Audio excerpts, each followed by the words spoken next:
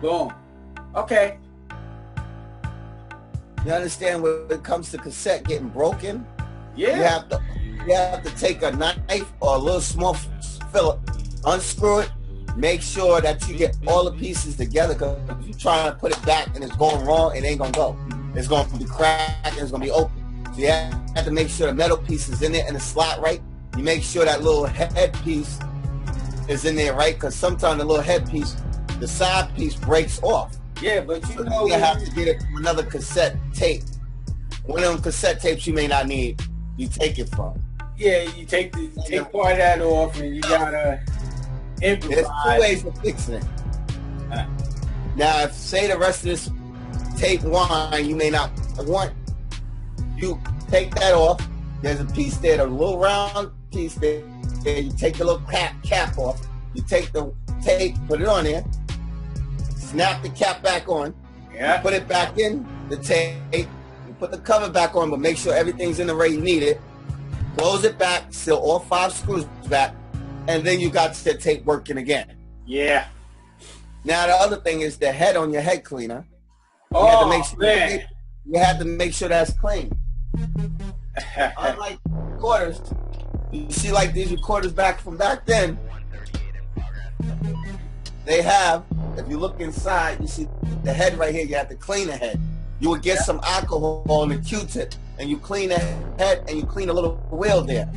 Right there, you let it turn, press play, clean it, and then you put the tape in, then you're fine.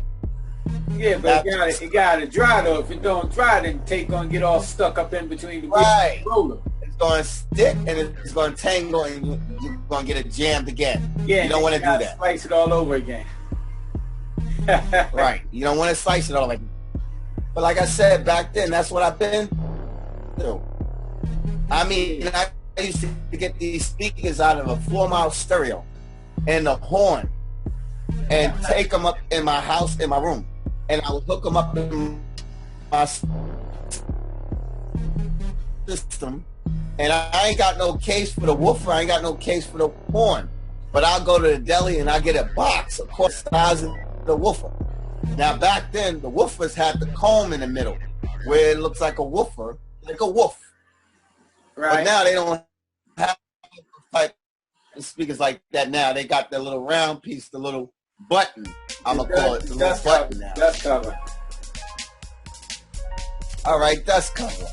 But now, back then, it used to be woofers. You see the woofers with a big comb, like an ice cream comb in the middle.